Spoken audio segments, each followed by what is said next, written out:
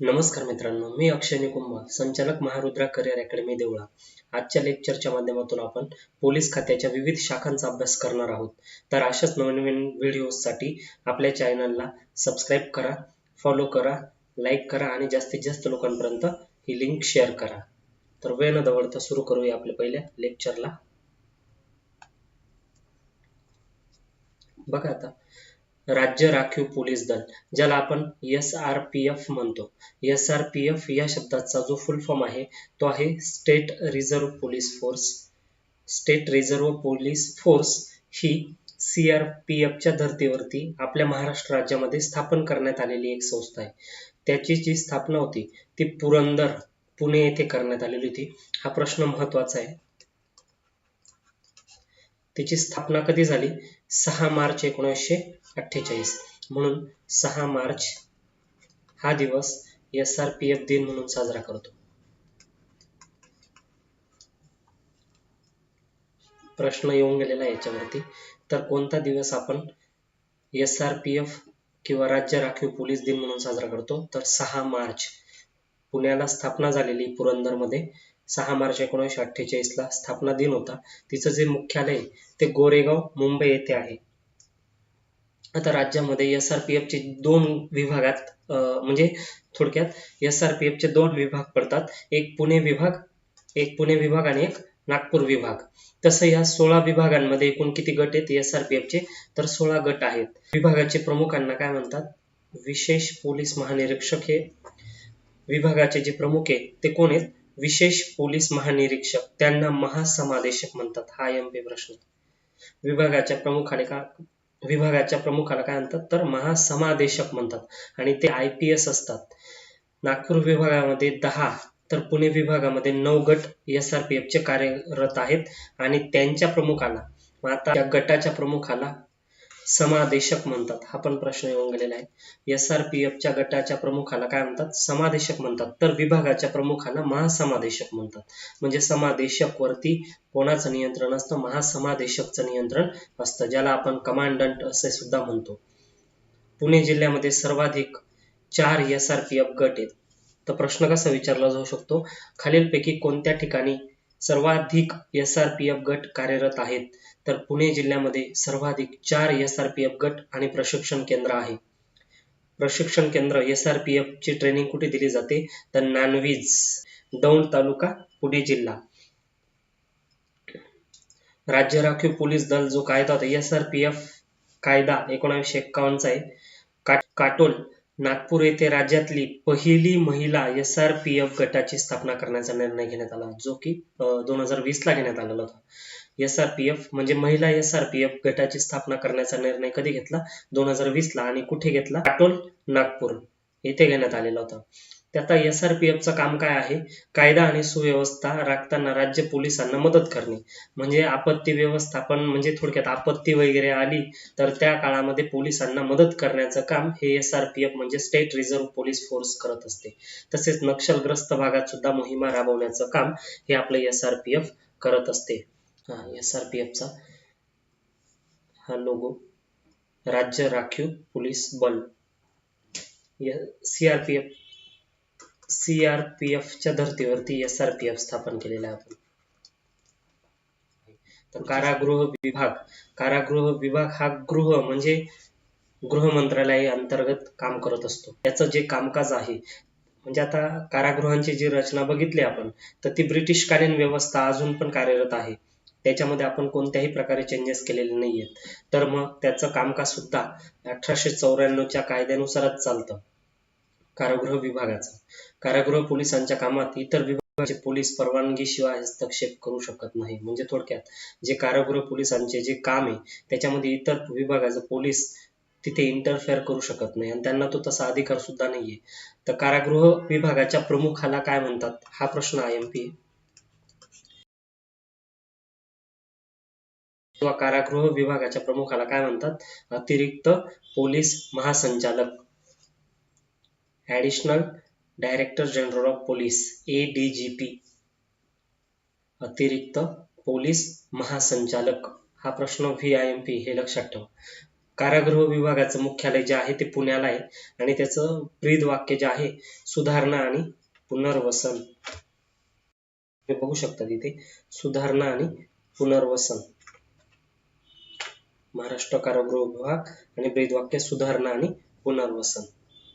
कारागृहाचं आता सगळ्याच मुलांनी कारागृहाचे फॉर्म भरलेले आहेत, त्याच्यामुळे कारागृहांची माहिती आपल्याला असणं आवश्यक आहे.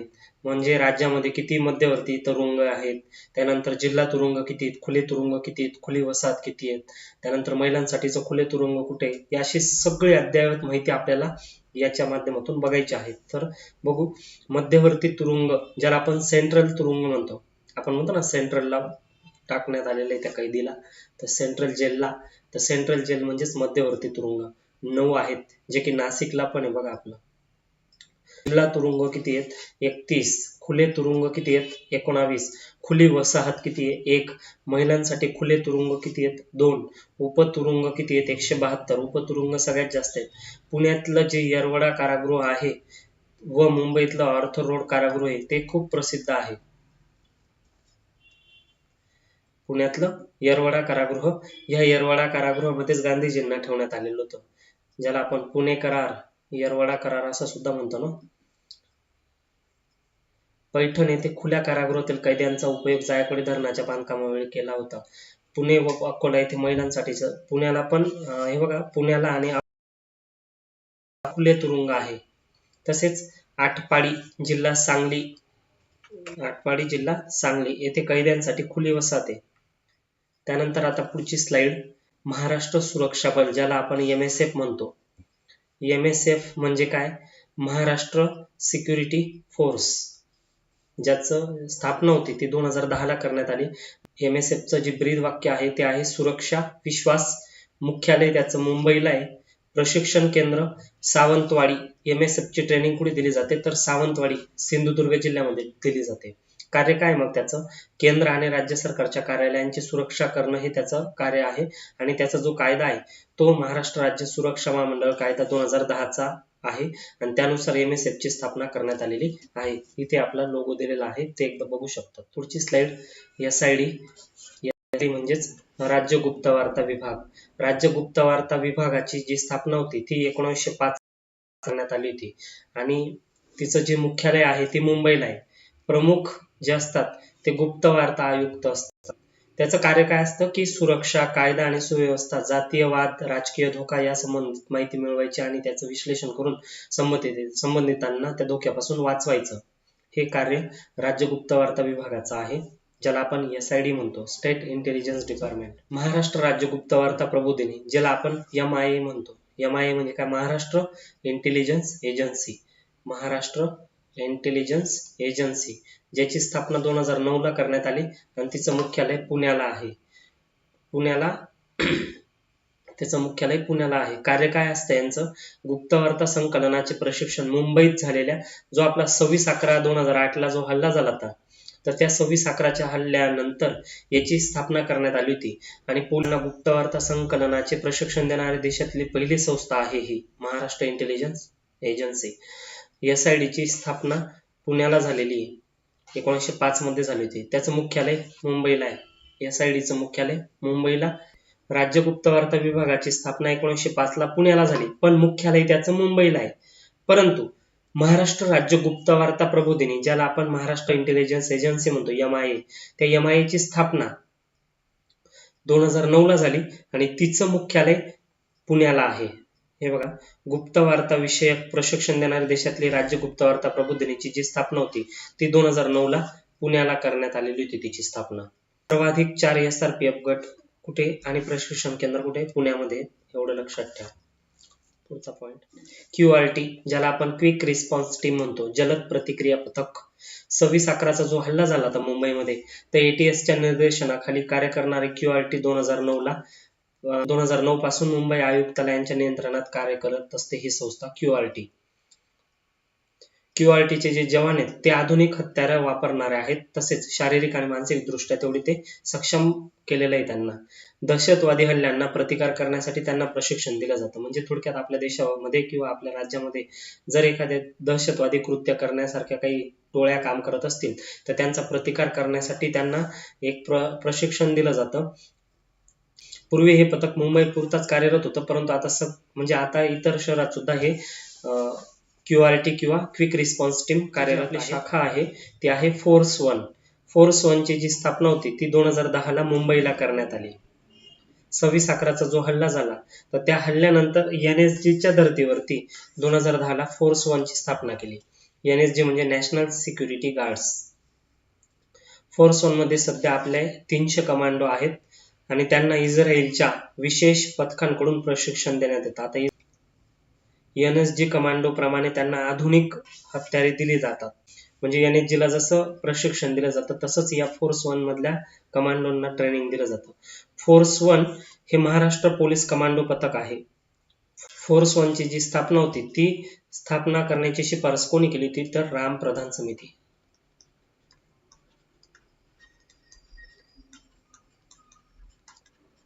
राम प्रधान समितीने शिफारस केली होती की तुम्ही फोर्स वन ची स्थापना करा म्हणून. त्याचं जे ब्रीद वाक्य आहे यत शौर्य ततो जय, हे त्याचं ब्रीद वाक्य आहे. ATS ज्याला आपण म्हणतो अँटी टेररिझम स्क्वॉड. ATS म्हणजे anti terrorism squad. Anti terrorism स्क्वॉडची स्थापना 1990 ला मुंबईला झाली होती आणि त्याचे जे प्रमुख असतात ते वरिष्ठ IPS अधिकारी असतात. ATSच्या स्थापनेला अमेरिकेतील लॉस एंजेलिस पोलिसांच्या विशेष पथकाची प्रेरणा होती. म्हणजे थोडक्यात आपल्या राज्यामध्ये जे ATS अँटी टेररिझम स्क्वॉड जे स्थापन केलं त्या अमेरिकेतल्या लॉस एंजेलिसच्या जे पोलीस आहेत तिथले त्या पोलिसांचे प्रेरणेने आपल्याकडे ATS ची स्थापना झाली. राज्य ATS हे IB आणि रॉ आणि इतर जे दहशतवादी विभागांचे संपर्क साधून असतात, म्हणजे ते कॉन्टॅक्ट मध्ये असतात त्यांच्या.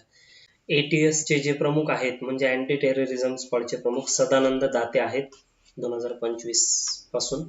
लाचलुचपत प्रतिबंधक विभाग ज्याला आपण ACB म्हणतो अँटी करप्शन ब्युरो, 1946 मध्ये मुंबईसाठी लाचलुचपत प्रतिबंधक शाखा सुरू करण्यात आली होती. त्यानंतर 1992 मध्ये लाचलुचपत प्रतिबंधक विभाग स्थापन करण्यात आला. त्याचं जे ACBचं मुख्यालय आहे वरळी मुंबईला आहे. हेल्पलाईन नंबर आहे 1064. त्याचं ब्रीद वाक्य काय आहे, लाचखोरी विरुद्ध कारवाई हा निर्धार. लाचखोरी विरुद्धात कारवाई हा निर्धार आहे. एखाद्या शासकीय नोकराने जर लाच मागितली किंवा लाच घेतली तर त्याच्या विरोधी कारवाई करण्याचं काम हे आपले ACB करत असते. एक्झाम्पल, एखाद्या व्यक्तीकडून एखाद्या शासकीय अधिकाऱ्याने पैशाची मागणी केली, जर त्याने ACB ला कळवलं तर ACB सापळा रचून तर ते जे नोटा असतात त्या नोटांचे नंबर ते ACB कडे असतात आणि त्यानंतर पावडर मध्ये ते नोटा टाकलेले असतात आणि जेव्हा त्याला पकडलं जातं तेव्हा त्या अधिकाऱ्याला त्या पाण्यामध्ये म्हणजे फिनॉल्फ्थालीनच्या पाण्यामध्ये हात बुडवायला लावतात. फिनॉल्फ्थालीनच्या पाण्यामध्ये त्याला हात बुडवायला लावतात आणि ते जे पाणी आहे ते पिंक कलरचं किंवा गुलाबी कलरचं होऊन जातं. म्हणजे याचा अर्थ की त्या व्यक्तीने ती लाच किंवा रिश्वत घेतलेली आहे. तुम्ही पिक्चरांमध्ये पण बघितलेलं असेल हे. तर याचं काम आहे की शासकीय नोकरांना लाच घेण्यापासून रोखणे. तर भ्रष्टाचार प्रतिबंधक जो कायदा आहे तो 1988 चा आहे आणि त्या 1988 नुसार ACBचं कार्य चालतं. आता हे अँटी करप्शन ब्युरोचे जे प्रमुख आहेत त्यांचं नाव आहे संजीव सिंघल. ज्याला आपण गुन्हे अन्वेषण विभाग म्हणतो. पुढची स्लाइड. गुन्हे अन्वेषण विभाग म्हणजे ज्याला आपण CID म्हणतो. CID म्हणजे काय, क्राईम इन्व्हेस्टिगेशन डिपार्टमेंट. 1905 ला पुण्याला याची स्थापना करण्यात आली होती आणि त्याचं मुख्यालय आहे पुणे. पण SID मधला फरक लक्षात घ्या. SID ला पुण्याला करण्यात आली पण त्याचं मुख्यालय जे आहे ते मुंबई आहे. हा मधला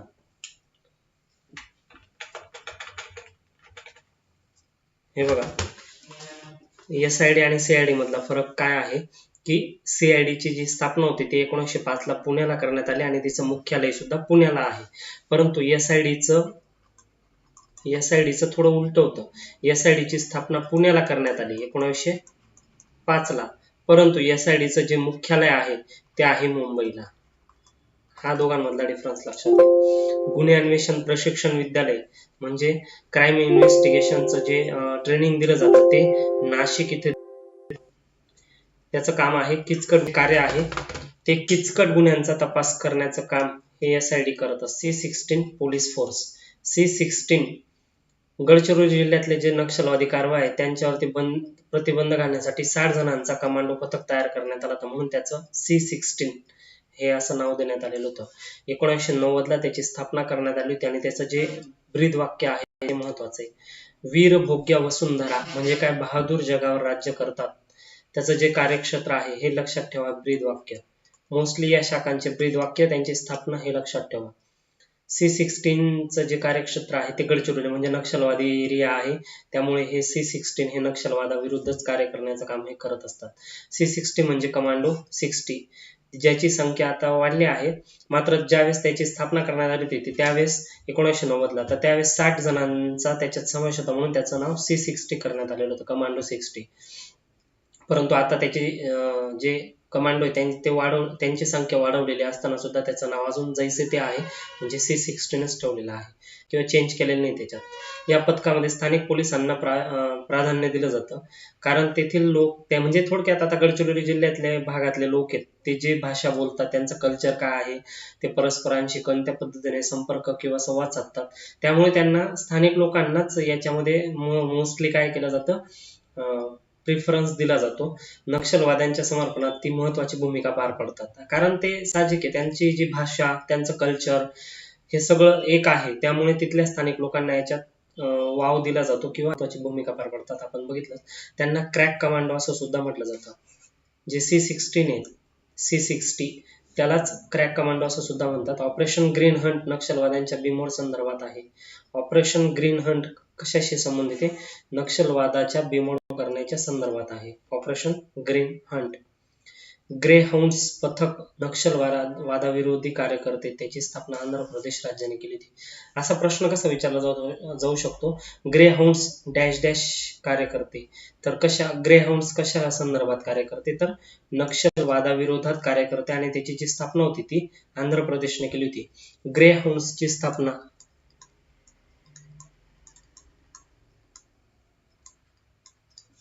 आंध्र प्रदेशने केली होती. कशासाठी केली होती, नक्षलवादाविरोधी कारवाया करण्यासाठी.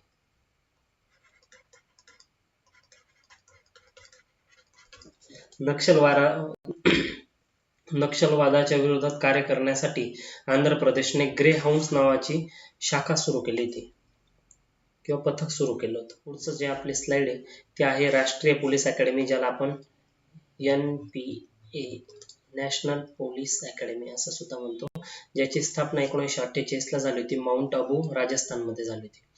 आता त्याचं मुख्यालय जे आहे ते हैदराबाद तेलंगणाला आहे, जिथे IPS ऑफिसर्सला प्रशिक्षण दिलं जातं. खरं बघायला गेलं तर याची जी स्थापना होती ती सरदार वल्लभभाई पटेल यांनी केलेली होती. सरदार पटेलांनी पोलीस सेवेसाठी महत्वपूर्ण कार्य केलेलं होतं, म्हणून त्यांना भारतीय पोलीस सेवेचे जनक म्हणतात किंवा इंडियन सिव्हिल सर्व्हिसेसचे जनक कोण आहेत किंवा भारतीय पोलीस सेवेचे जनक कोण आहेत, तर सरदार वल्लभभाई पटेल. 1974 मध्ये राष्ट्रीय पोलीस अकॅडमीचं नामांतर जे सरदार वल्लभभाई पटेल राष्ट्रीय पोलीस अकॅडमी केलेलं होतं SVP यांनी.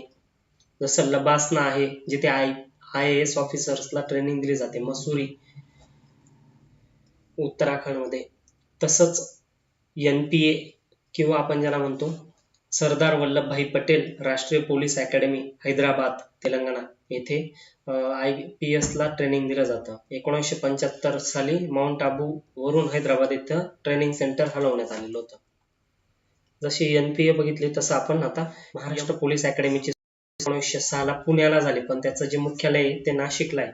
म्हणजे जे पोलीस उपनिरीक्षक असतात PSI आणि जे पोलीस उप अधीक्षक असतात DYSP, तसेच जे राज्यात नियुक्त IPS अधिकाऱ्यांना प्रशिक्षण देण्याचं कार्य हे MPA करत असते. पोलीस अधिकारी, कर्मचारी, परिवहन अधिकाऱ्यांना तसेच उत्पादन शुल्क आणि सेवा अंतर्गत प्रशिक्षण देण्याचं कार्य हे MPA करत. शाखा आहे आपली K9 पथक. K9 पथक हे श्वान पथक आहे आणि पोलीस विभागांनी श्वान पथकाला K9 असं नाव दिलेलं आहे. या पथकातील श्वानांना तपासासाठी प्रशिक्षित करण्यात येतं. म्हणजे थोडक्यात आपण जे म्हणतो ना की बॉम्ब वगैरे शोधणे, सुरक्षा वगैरे बघणे, CID वगैरे यांच्याकडे जे श्वान असतात तर त्यांचा वापर याच्यासाठी केला जातो आणि ते प्रशिक्षित श्वान असतात.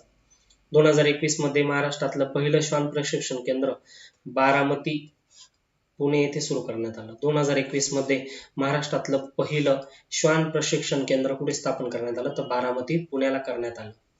आणि पुढची शेवटची जी आपली शाखा आहे पोलीस संशोधन व विकास संस्था.